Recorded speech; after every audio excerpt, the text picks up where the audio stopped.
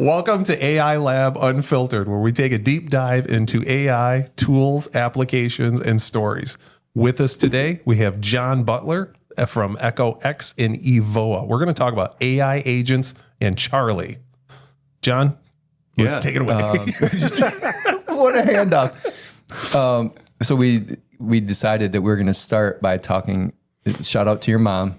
If you want to look in the camera and say, hi, Mom. Hi, Mom. And you have an AI avatar that is now making its way around the interwebs on Facebook, and your friends have seen it. You want to share your story about how you're... Sure, yeah. Give us some background. Tell us how you got to that point. So, like I was telling you guys, this is my first podcast. I was always super, super uncomfortable on video. Don't like the way that I sound, right? I feel like I sound like Patrick Mahomes most of the time. And so it's like, I don't want to be on video. I don't like it. And I'm kind of a perfectionist too. And so the times that I would try to do video, right, from like a sales, element piece, I would end up recording and then editing. And I'm like, I stepped over my words here, or I did this wrong, or I'm looking all over the place. And so something that should have taken a couple minutes was taking me hours. And I was just super critical of myself. And so I actually, a guy in our office, guy who heads up our sales, Austin, finds this product called HeyGen. And he's like, this is pretty cool. Like, you can make these AI videos on HeyGen. You should check this out.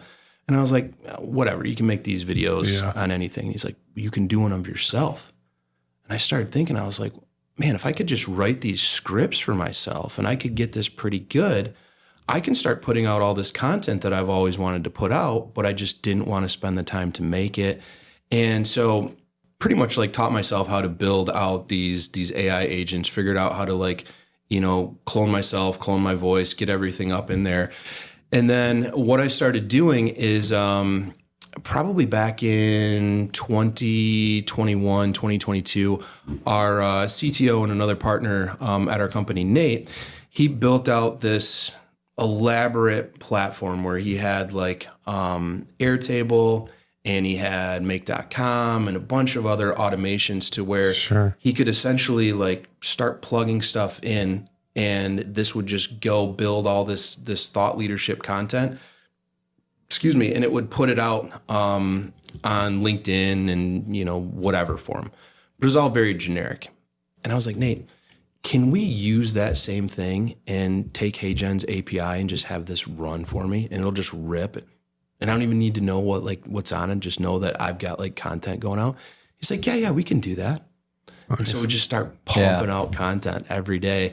The problem is that it was super generic stuff. And it's somewhere along the line, like I got put on LinkedIn's naughty list, right? They decided like, I've got almost 10,000 connections, followers, whatever they have on LinkedIn, but my posts were only getting like 80 impressions every single day. They're like maxed out. And most of them were coming like weeks later.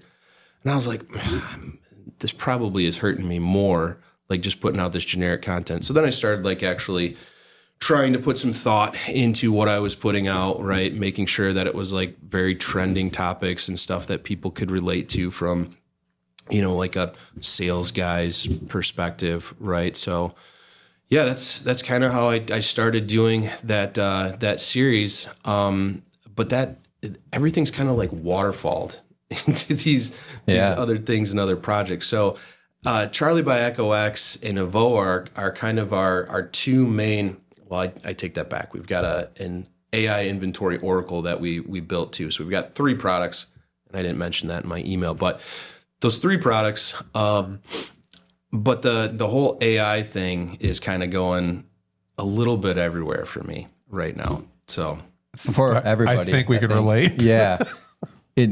For anyone that's following it, I mean, there's so much content to sift through. Mm-hmm. I mean, literally every night I'm spending an hour just going through different subreddits that are all AI based, and I've got 3 or 4 week or daily emails that come in. So I start my day, 5 minutes per email, just scrolling through, the latest AI news and everything. There's so much.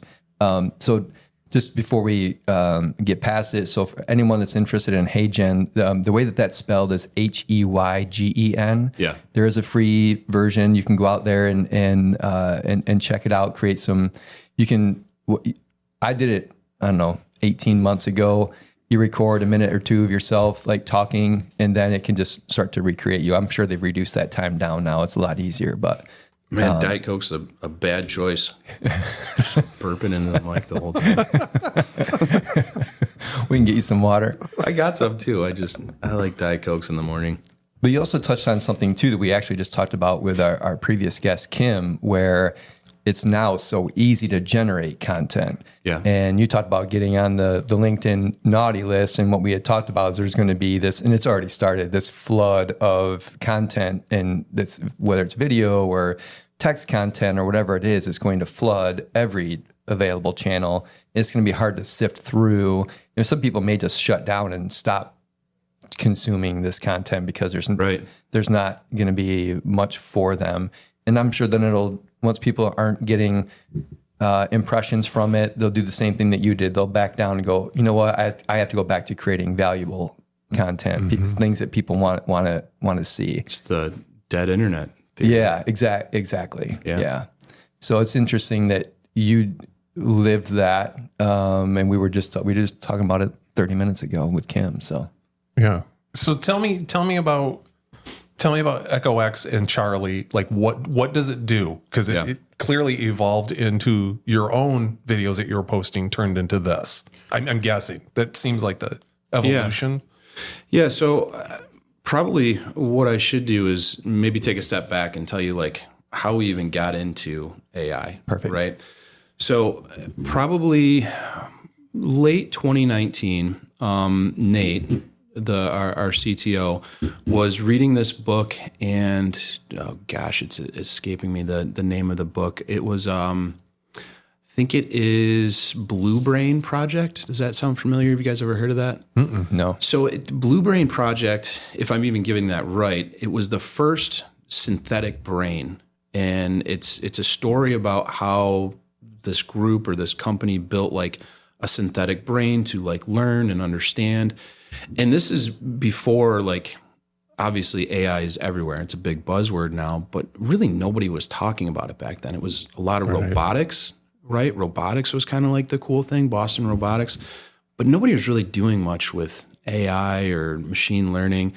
And so Nate was saying like, man, I think I could actually build something like this. And me as a sales guy, right? I'm just like, cool. Like, all right, tell me how to sell it. Like, if you're gonna build it, great. Like a synthetic brain, what does that mean, like for sales? And so, fast forward a couple months later, COVID hits, and we start going through all of these instances where nobody knows how to get into meetings. Nobody knows if they're meeting in person or if it's a virtual meeting, or the dates are always wrong. And when you're meeting with multiple people instead of just like a one-on-one thing, the emails that had to go, you guys know, right? If you want to have a sales meeting with 5 people, how many emails go through? Yeah. 20? Yep. Right? If you're lucky. And so I was just venting in one of our partner meetings. I was like, man, my whole day sucks. All I'm doing is going back and forth. Like, here's my availability, and somebody else will say their availability, and we'll get it down to the last guy. But he's like the key man. And that guy will be like, I'm on vacation. And he won't even say anything else. He'll just be, I'm on vacation. Yep. And you're like, great. Well, starting from square one, I guess. And then you say, okay, well, here's my availability. You know, that. And when we were looking for solutions out there, like Calendly existed, but there was really nothing else. There was this other company called X.AI, and before Elon bought Twitter, right? And so they had a pretty good system, but they ended up being acquired by like this British concert venue thing, whatever. And so Nate was like, I'm going to build a scheduling tool. And he goes, I'm not going to tell you guys much more, but this is going to eliminate all the problems that you're having with scheduling these sales meetings and getting stood up for meetings and everything else. And I was like, sweet, run it. Let's do that. So he comes back with kind of like this, not even a POC, just like, duct tape and popsicle sticks thing. And he's like, look, I've trained this thing up, and this is probably in the span of about 2 weekends.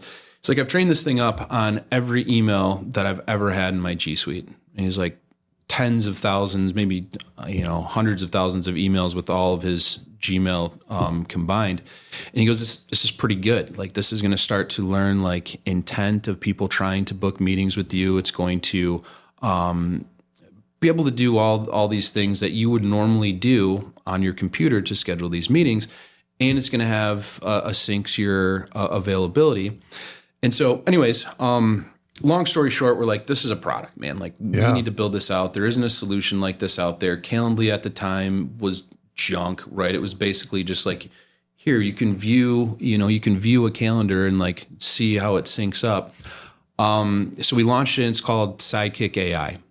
Ran that for probably 2 years. It did pretty well. I want to say at the end, we probably had 8,000 or 9,000 active users on it. So not like crazy, right? But it's okay, right? For a startup, we bootstrapped the whole thing. And then we ended up having a successful exit in spring of 2023. And then that led us to the voice AI software, right? That was starting to get really popular, starting to come out. Air.ai, if you guys have ever heard of them, they were like the first. And then there's a bunch of other ones that came out after, and the market's pretty saturated now, right? There's a ton of them. And so we started doing voice AI for ourselves, right? For sales, because you guys make cold calls, right? Yep. It's terrible. Nobody likes doing it. Exactly. And you're not very good at it, right? Most people aren't at least. And so when we started looking at these voice AI softwares, we realized like, you can make 10,000 calls in a week with this thing, and it costs next to nothing. And yeah, it's not very good, but junior sales guys aren't very good anyways. And those are the people doing these cold calls. So if we're thinking about it, right, like our opportunity loss probably isn't that much from this thing screwing up or stuttering over itself or whatever it is. So we started running it for ourselves, and it was good. Like, it did really well. Really? And so we're like, man, I was talking to like a buddy of mine at Golf League, and was telling him about this. And he's like, dude, I want that. And I was like, really? And he's like, yeah, why wouldn't I want that? Yeah. And so we started talking to more people, and they're like, yeah, I got to have this. Like, how do I get this? How, can you guys set me up, with the same thing? So we're like, well, this might be like another business. Like, maybe we should look at like building this thing out.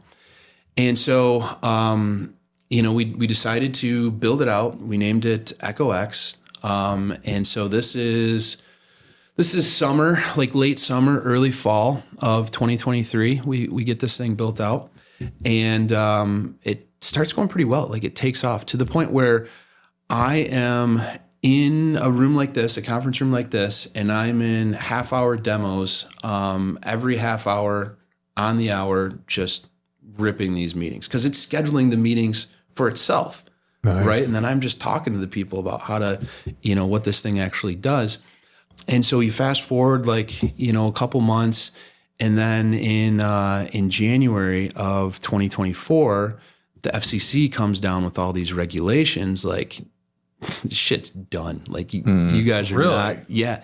So FCC comes out in January, and it all had to do with, there was like this political group that was impersonating Biden on the East Coast, I think maybe like Boston or something like that. And it was calling people, and it was saying like, hey, stay home and save your vote. And it was Joe Biden's voice.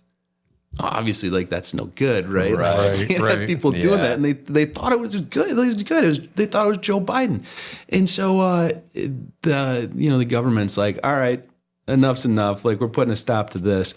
And so they basically said, any AI or any robocalls or anything like that, if you don't have express consent to be able to like call this person, it's like a $1,500 fine per phone call. Per instance. Yeah. Times 10,000 a week. Times a lot, right? And these things can do, that's just if you're, that's if you want, like, if you have enough leads to call, like, these can do millions of calls in a day if you want them to. Right.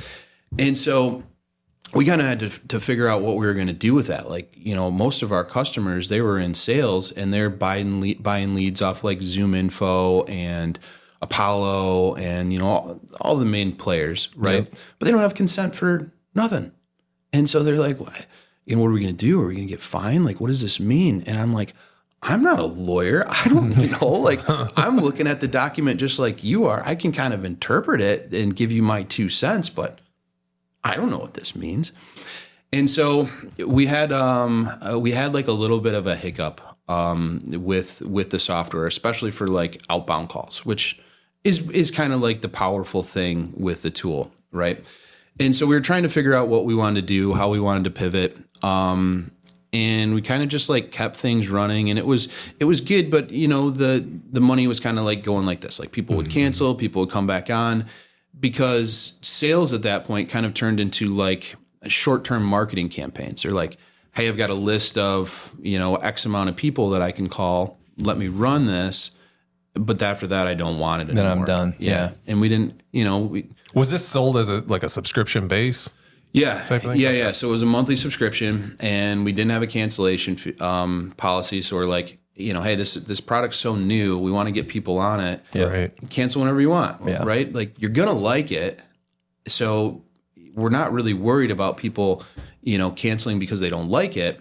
But the problem ran into is like, the FCC put the hammer down on this, which is good, because I don't know if you guys get a lot of like junk and spam calls. Not calls. I don't get a whole lot of calls. Yeah, I really don't. I get so many. Really? So many. Probably because I sign up for a lot of it's karma nonsense, right? You're probably right. It's coming back around. But I sign up for a lot of like nonsense, like trials, and like you sent me that Lovable account yesterday. Signed up for that, right? Now you're getting robocalls from that. Boy, I feel like your numbers got to go somewhere. Yeah, right? They're not collecting it for nothing. Yeah, they're doing something with it, and they don't call you, so it's going somewhere. I bet you I get. And most of them are people wanting to do like business lines of credit. I'm not kidding. Probably 20 a day. Really? Yeah. I've got my phone to the point where if I don't have the number stored, it doesn't even ring, because I was getting so many of them. And then there'll be like, end of the week where I'll go through and just say, all right, block this number, delete this number, block this number.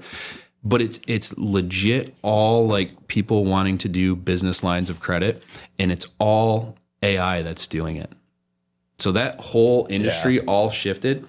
And you could definitely go in and pop those people, and you could hit them for like, I don't even know what the law is now, but there's people that make a living off of just like coming in and hammering those people that are calling them that aren't allowed to call them.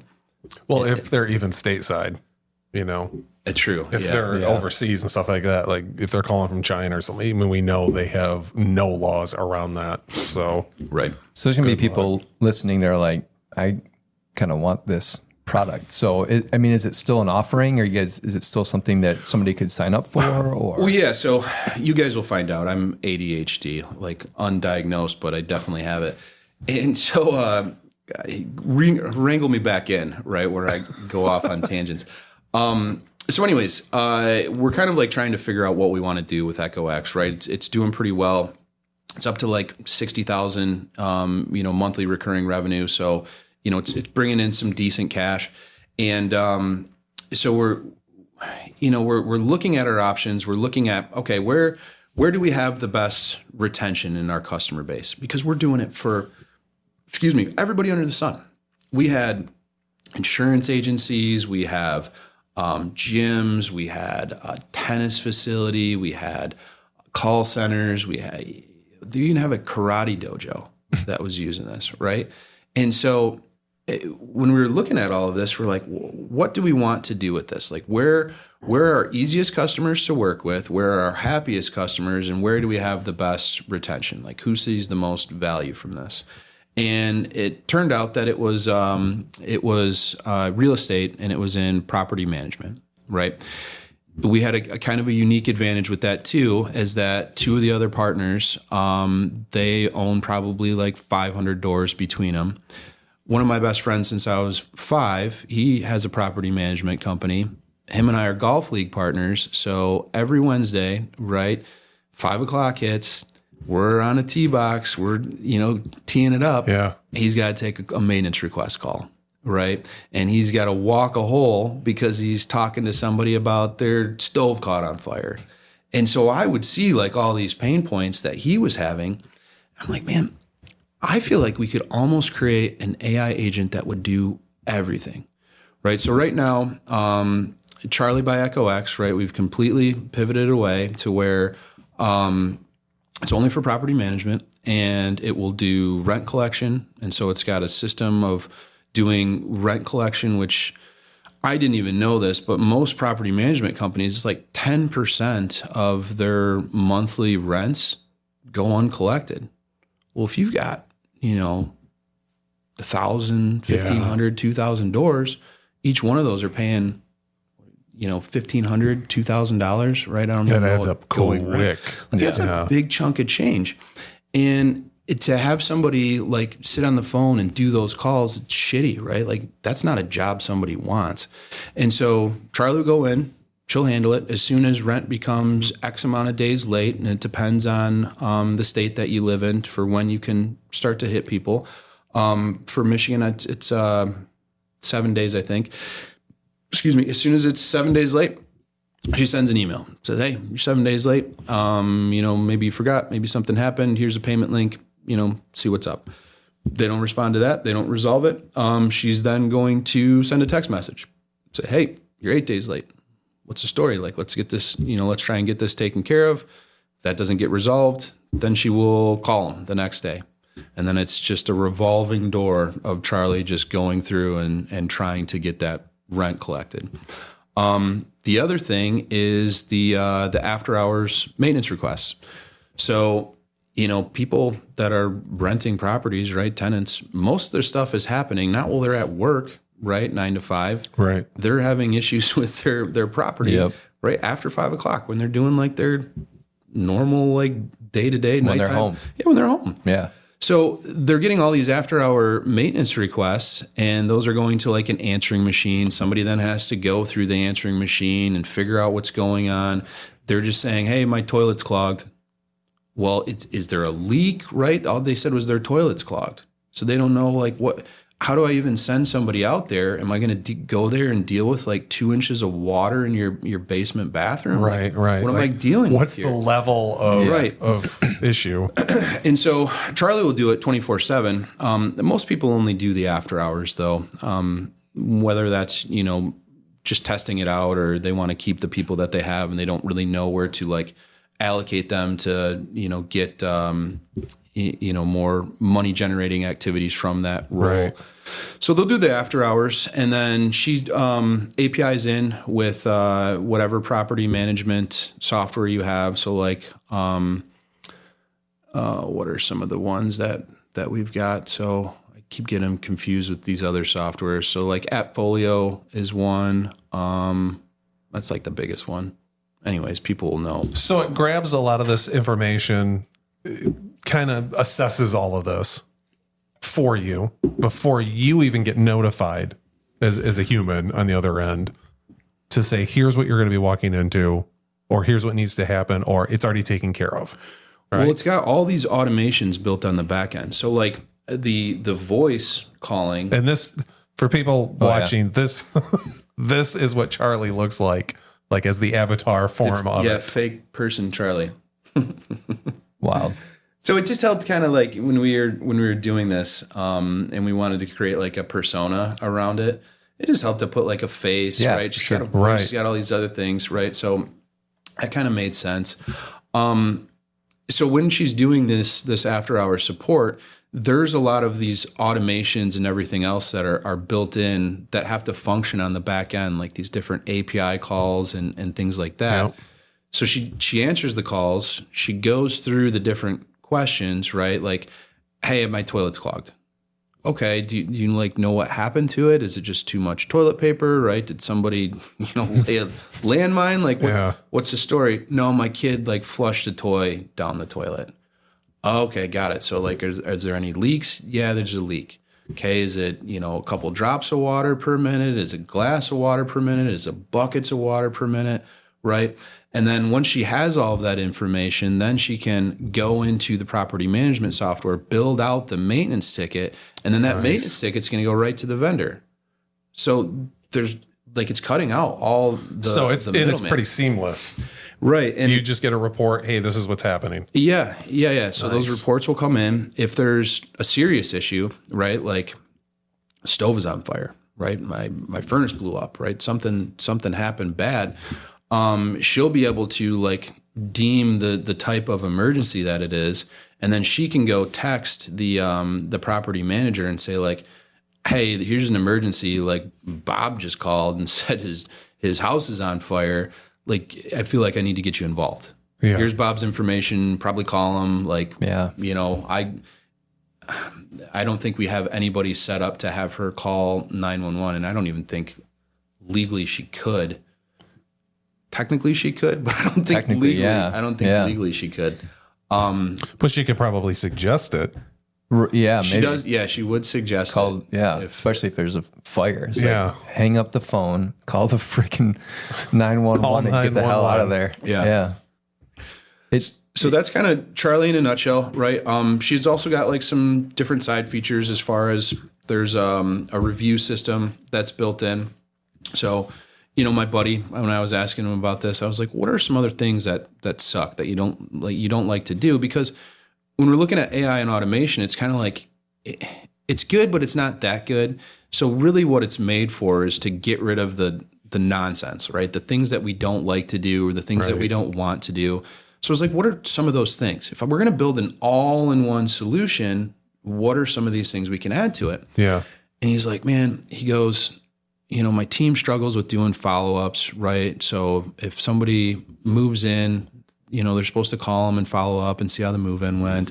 If somebody has a maintenance request, right, they're supposed to call them and follow up and see how the maintenance request went. And so it's a lot of like reactive stuff instead of proactive stuff. So every time there's something happening, right, for these tenants, Charlie's going to follow up with them and just say like, hey, how did everything go? After that, she's going to then say like, how would you rate your experience between like 1 and 5? And if they say, it's 5, you guys did awesome, I'm like super happy. She's going to say, okay, cool. Like, can I text you a link? Would you mind doing me a favor? And I'll text you a link to our, whatever review site's your worst. And you guys could leave us a review on there. And so it's kind of almost guaranteeing a 5-star review because we know they already said they had a 5 experience. Yeah. And if you give me a 1, I'm not going to send you the link to rate me. Well, that's the other thing too. Like if they say 1 or 2 or, whatever you deem to be bad, because some people want 4-star reviews because they're reviews, right? People only want to complain. Nobody's going out and saying like, let me tell you about all the good stuff that's been going on for me lately. Exactly. Right? The internet warriors, they want to tell you like, here's all the bad stuff. Yep. And so if it's deemed bad, then she will say, man, I'm really sorry. Like, be empathetic with them about what their situation is. And then she's going to send them a link to an internal form that they can go vent and have their problems. It's off of a public forum, and that can go be addressed before this person gets really pissed and starts to, whatever people do. Right, right. So this is designed right now for property management. Mm-hmm. But the application of this could be. I'm already thinking like once everywhere. We get out in the hallway here, I have like 2 other ways that we can use that. So yeah, there is an enormous amount of application for this. Yeah. I mean, you name it, anything that has really customer ends to it. Well, if you're looking at things that can be done with voice and then things that can be done on a computer, you can almost do anything, right? Because if you've got the voice to handle that interaction, right, and then you're building out automations, and they're, if you're looking at Zapier or Make, or there's a ton of them out there, and they're easy to use. Yep. You get those automations built out, and they just run. Right. I saw last night, you were mentioning that you kind of doom scroll on these different, for me, it's social media. You said you get like some emails coming in. But I saw like Zapier launched their AI agents. I don't know if it was yesterday or recently, whatever, but you can just go in and you can connect them to all of your, third party, right? Whether it's Gmail or whatever. And you write a prompt and say, like, here's what I want this thing to do for me. And then all of a sudden that bullshit task that you don't like, gone. Mm-hmm. Right. How crazy is that? It is wild. It wasn't too long ago where we were doing all of our CRMs for our company. Like 10 years ago, we were doing our CRMs just in like an Excel spreadsheet. Right. Yeah. Right. Well, you went from Excel to a gigantic CRM like a Salesforce or whatever. And what I see it going back to is more bespoke. Like, I don't know I think Salesforce, and I know that they're working on their own agents and things like that, because I think they kind of see it too. Is this the beginning of the end for big software? If I can create my own software that's useful for me, like I know I need a CRM. I know exactly what I need. I don't need all the other 10,000 bells and whistles that you built into this thing for every feature request that you ever got from any user in the entire world. Just this little thing that I need for my business. Yeah. And if I can create that on my own, I want to talk about coding, and I know you're doing some of that with AI. I want to talk about that before we leave too. I think that's the future of software. Is I'm going to kind of just say what I need, and it's going to build itself, and I don't need to go buy Salesforce. Mm-hmm. Do you guys mark that, Evan? That's a future prediction by Pete. I think maybe that should be a feature that we have in this, is that I predict the future, then we come back later and we see if it came true. Do you guys like conspiracy theories? Yes. Oh yeah. How far into this are we? Like half hour. So my wife will watch this and she'll be mad if I talk about it, but she won't get this far into it. She'll just watch enough to like appease me. Be like, you did good. Like you sounded okay. But she won't listen this far in.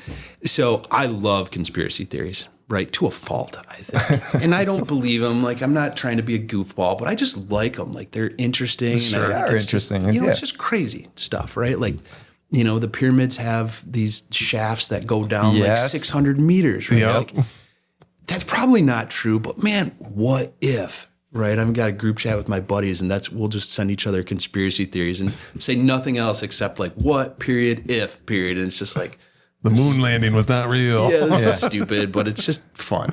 And so when I was thinking about all these like conspiracy theories, you just brought up the fact like, I wonder what is going to happen to big software.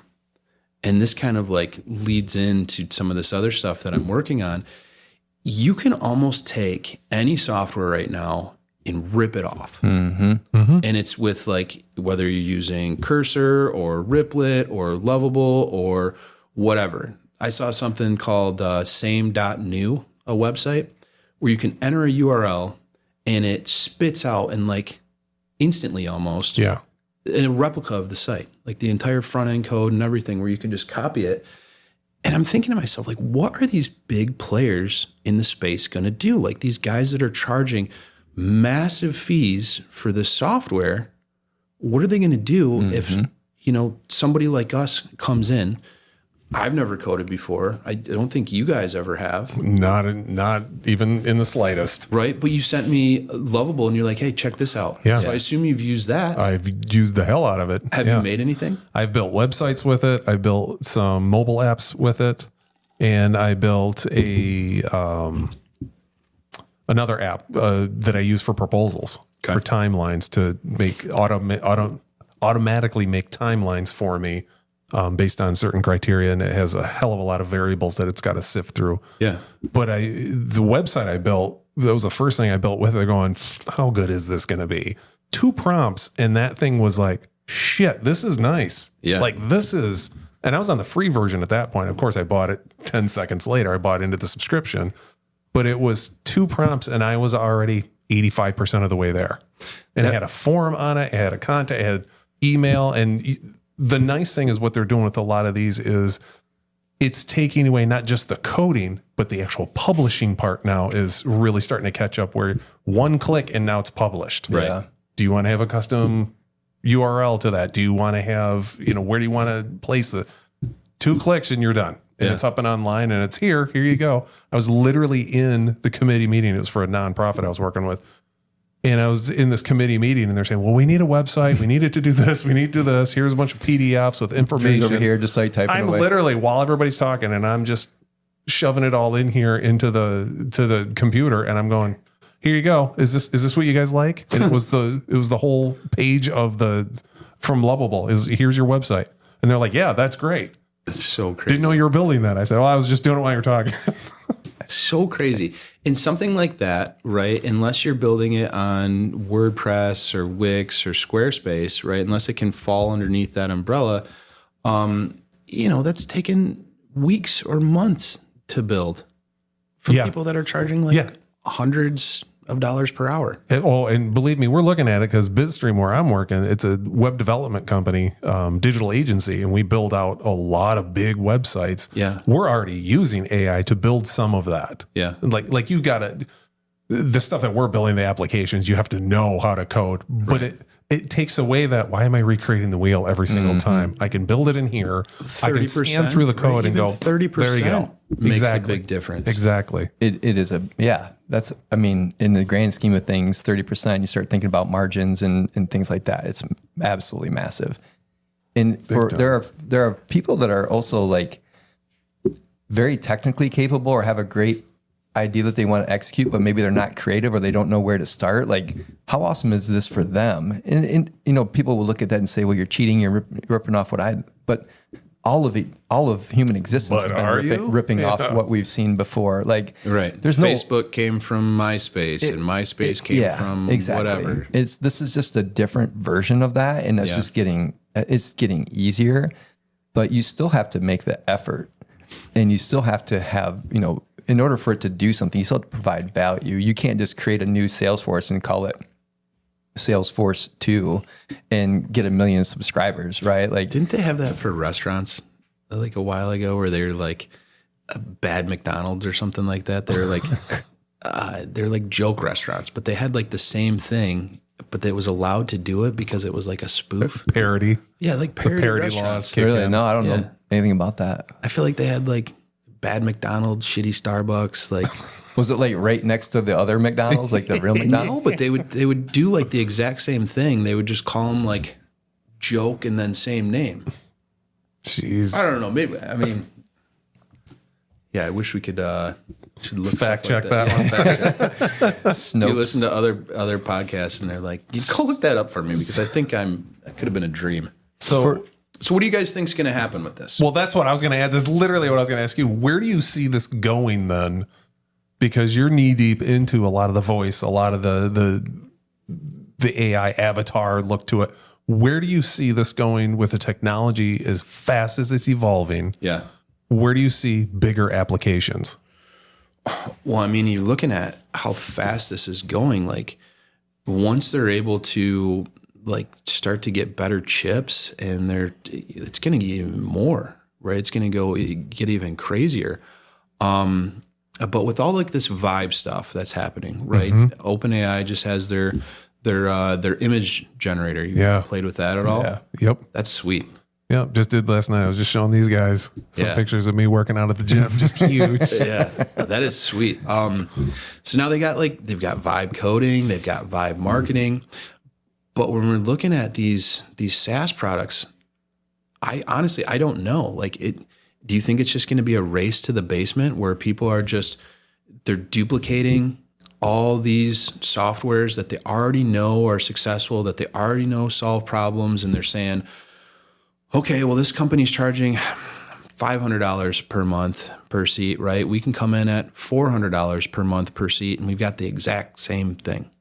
Yes. And or the sales guys, lower version of it, because I see a lot of how software traditionally anyway has gone where they come out like Salesforce, HubSpot, all of them in the beginning were like, oh, it does this. It's a CRM. It's called a CRM. And that was the whole new thing. And it stores addresses and names and email addresses. oh, and then we're going to build this on, then we're going to build this on, and then it grows into this behemoth Right. at the end, and you're going to pay $80,000 a month, and then companies go, I'm not paying that high of a price. I only need this much. I'm going to go to this other company that just started out, and they have the basics that I need. Yeah. And then eventually they grow and become big, and then the next one, and then the next one. And I see that over and over and over, where it's just small subsets of bigger software, where I just need these kind of tools, and then that evolves into something over the next 3 years. They get sold off to Oracle or something huge. Yeah. And then the next one. I think that's going to happen a lot more. I think you're going to see that a lot quicker coming out, because the time to the entry to market is a lot faster. So I think you're going to have a lot more of these like micro applications that come out. And if you don't want to use it, you build your own. That part of it is coming out of it that we never had before. I think that's going to happen. Like you said, a lot. Nobody's doing this. I'm just going to build my own. I think it's a mixture of the two things that you just said. So if you say, I don't want to... Another Pete's prediction. Evan, mark this too. You okay? I know I need a CRM. It's a pain in the ass to keep all this stuff in Excel like I have been doing. I know there's this thing called Salesforce. I'm a startup, but I'm not going to go spend all this money on Salesforce every month. I can't afford it. But there is this offshoot. It has a small subset of it. I'm going to get that. Or you could say, I'm going to get, we got to create a term for this, but I want to get a morphing software. So give me that, but when I use it and it's got the features that I paid for, but I want something different, I want to just be able to tell the software to start doing that now. So it's almost like build your own software off that platform. Right. But like as I'm using it. Yeah. So, yeah. You know, if I'm trying to think of a really good example, but you know, instead I want to have, I know I have all these email addresses and contacts and phone numbers and all that kind of stuff. That's great.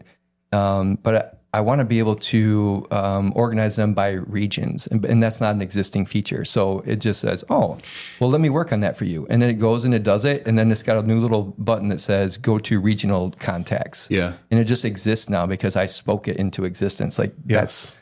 That's probably where I see it going. Did we save that as a prediction? Yeah, I'd got like to that, save that one. That's a good one. So I think you're right. And I think what will most likely happen is I think the subscription market will probably go down a little bit. And you've shifted my thought here, because I thought it would just be like a race to the basement and then everything online would be free. What will probably happen is we'll probably get this influx of vibe coders, right? And they'll need work, right? They'll want work. They are excited about, learning how to do this stuff. And there'll be people that say like, man, Salesforce is awesome. 80% of it is awesome. And this other product is awesome. 60% of it is awesome. If it just did like these couple things, right? And then you start to say like, all right, I don't need Salesforce anymore. I need Pete's Salesforce. And I don't need Zoom anymore. I need Drew's Zoom. Yep. Right. And so instead of like a ripoff, you're probably just saying like there's these micro projects, right? Where people are saying like, make me that, but customize it, because the big boys aren't going to do that for me unless, I'm spending 6 figures plus, right, on an enterprise deal. Exactly. And that doesn't even make sense. I thought of a different way to think about it. So iPhone and Flip phone. Android? Android, thank you. I don't know. I'm an Android user. Why couldn't I come up with that? But it's always this race, and Apple gets the feature, and then 6 months later, Android has the feature. So let's say you're an Apple user, I'm an Android user. I'm subbing for you in Golf League. Your Don't buddies text me till that shit's blue, bud. I get so much shit for that. But you're showing me something like, hey, look what my iPhone does. I'm like, oh, that is so freaking cool. My Android doesn't do that. And I just go to my Android. I'm like, hey, look at what his phone is doing. I want you to do that now. And the AI can build that software. And that's kind of what I've been trying to say is like, you're just going to start. It's almost like software on features. the fly. Yeah. Who's the character in the like a X-Men movies share? where she can morph and be whatever she wants to be? Mystique? Mystique. Yeah. That's what it is. It's like she wants to be that person. She's that person now. So if I want that feature in my software or on my phone, I just say, copy that. Like the camera can look at it and say, oh, I can do that. And now I have it. Huh. Boy, I don't think you'd be that far off with where everything's headed with generative. Yeah. Apple would probably never do that, but Android would. Yeah, I bet they would. Yeah. Apple will be just, a year behind like they always are, but they come out with they do it better, but they're way behind. Version. Yeah. And then they'd sue each other. And didn't one of them like sue the other one, and they like paid in pennies? Like they took trucks with loads of pennies or nickels. I've heard of that happening. I didn't know if it was Apple and I think great. Yeah, I think it was Apple. I think they paid Samsung with like truckloads of pennies for $100 million lawsuit. Send them just like dump trucks full of pennies. You gotta back up Just to Fort Knox. Yeah. Get all the pennies. Just to spite It's 'em. legal. It would be. Yeah. Yeah, I think so when we're looking at all that, I think you guys are right. I think that it'll probably shift more towards that for the simple stuff, right? Mm-hmm. I think there's so many people that are worried, like, man, what are engineers going to do? We're always going to need engineers, right? They're just going to shift a little bit to like what it is that they're working on, and whether that's managing these different AI tools, and you're just someone's still got to use it. Someone's still got to use it. Someone's still got to build it. Think about this: like, how long has Wix and WordPress and Squarespace and all these things been around? Right. Time. Yep. You just told me like your business sells websites. Mm-hmm. Well, probably some of them could be made in these other platforms, but people don't, because they're like, no, I don't have time. I don't want to mess with that. I don't want to go through the learning curve. Like, just make it for me. Yep. And I'll pay because I'm really good at this. This is where I make all my money. I don't make money on like, that's not my business. Right. So people are always going to pay because people pay to, not have to deal with stuff that they don't like. And I could have an apple tree in my backyard if I wanted an apple, but I got to grow the tree. I got to water it. I got to prune the tree. Like, go get some eggs are too expensive. Go get some chickens. Yeah. No, I'm still going to just go buy eggs. Exactly. And for us, I mean, seeing that shift already, and we've already been shifting to if anybody can build it, that's great, but you're not going to build it great. So our viewpoint is to come in as a strategy partner in the beginning to here's how we are going to build it. And that's where that value comes in going, great. Just because you have the tool, just because you have a hammer doesn't mean you can swing it and pound a nail in. Yeah. Having a contractor with a nail gun works a hell of a lot better. Yeah. So, well, all right, we got to wrap this up. What? We got to wrap it up. 11:05. It's 11:05. Okay. Well, I appreciate you guys having me on. I'll have to, like I told you, I could talk. I talk a lot, and that's brother. We could talk about this all day too. This is next time we should do it about over beers, because I'd love to tell you guys what we're doing with Avoa. So Avoa was built because of for sales guys. You guys would love this, because we built Avoa because we were having all these demos, all these meetings, and we had no idea what was happening with the rest of the teams, right? And so I know we got to wrap, so I won't get into it, but maybe like, another show. We're going to have to continue. We will. There are certain people that we know we just have to bring back because things are going to change, and there's going to be updates to what they're working on, and you're in that. So much more to explore. Yeah. But we can also go grab beers too. That story is crazy, because that one we're actually trying to get funding. Like, we're going through different rounds. So that nice. Wow. I mean, if we want to go through like sales war stories and nonsense, like that's a fun one. Cool. Nice. Well, John, thanks for joining us today. Thanks for being on with us. Tell everybody where they can find you. Too much of this. No, we've been good. I think we've been behaving pretty well. Every time I've done it, I've thought about it like, oh man, he told me not to do that. Evan will take care of it. Yeah. Where can we find you? So I live in Ada. No, just kidding. I'm on every social media, John Butler, no H, and you can go to echo-x.ai, Avoa AI, EVOA. EVOA.ai. Yeah, and so those are the two that we're working on right now. And yeah, if you got any questions, Awesome. love to talk to people about it. Appreciate you Appreciate being your time, on, man. Yeah. Thanks, guys. If you want to know more, like and subscribe. Thanks, everybody.